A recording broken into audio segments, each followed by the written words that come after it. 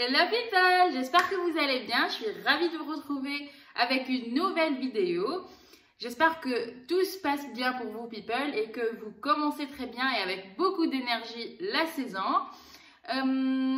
N'oubliez pas people de vous abonner, de liker, de regarder toute la vidéo, de m'écrire des commentaires. Voilà, n'oubliez pas de m'encourager, j'en suis vraiment reconnaissante. Alors, la vidéo d'aujourd'hui va être une très petite et simple vidéo, rapide. Alors, ça va être dédié principalement aux bacheliers tunisiens qui ont, eux, leur bac ou leur diplôme cette année pour l'année académique 2021-2022. Et puisque vous êtes nombreux, à chaque fois que je poste une vidéo au Portugal, vous êtes vraiment nombreux à me demander comment je peux venir finir mes études au Portugal. Est-ce que la procédure est aussi compliquée? C'est quoi les étapes à faire? Donc voilà, j'ai décidé aujourd'hui de vous faire une petite explication ou un petit résumé avec les étapes sans détail pour pouvoir voilà, vous éclaircir un peu la chose et vous aider à savoir comment vous pouvez venir finir vos études au Portugal. Et une chose très importante, que les études au Portugal, c'est pas forcément en portugais. Vous pouvez étudier au Portugal en anglais, et ce qui est mon cas par exemple, et le cas de plusieurs personnes que je connais.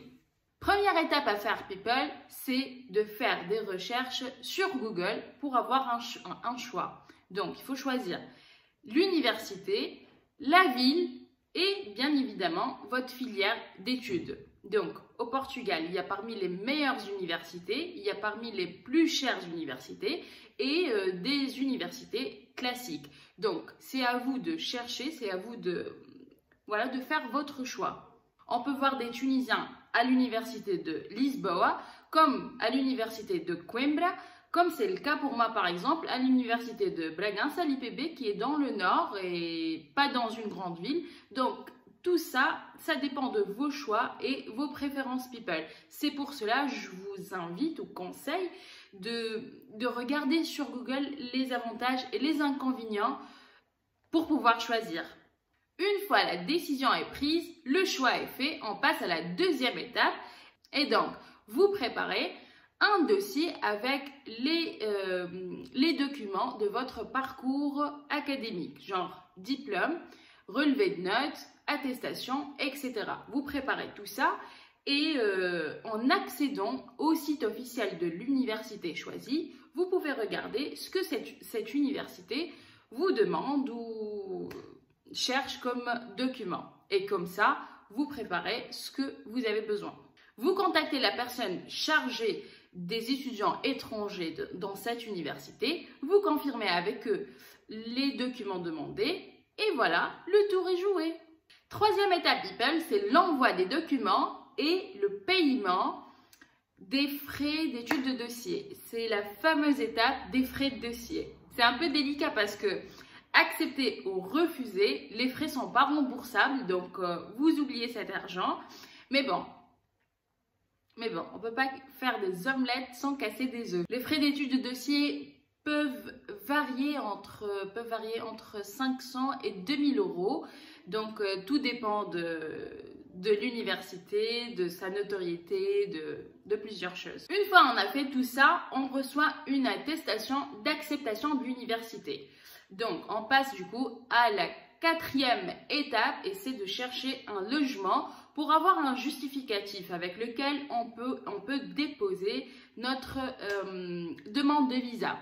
Donc là, c'est la recherche aussi, je trouve, c'est une recherche délicate parce qu'on sait très bien, il y a une crise dans le marché d'immobilier au Portugal actuellement. Mais bon, il y a des agences qui peuvent aider les étudiants, il y a des Tunisiens qui aident, il y a des Tunisiens qui ont même des agences qui aident. Donc, vous inquiétez pas, si vous cherchez, vous pouvez trouver la solution. C'est pas la mer à boire, mais bon, il faut bien chercher pour avoir ce justificatif de logement.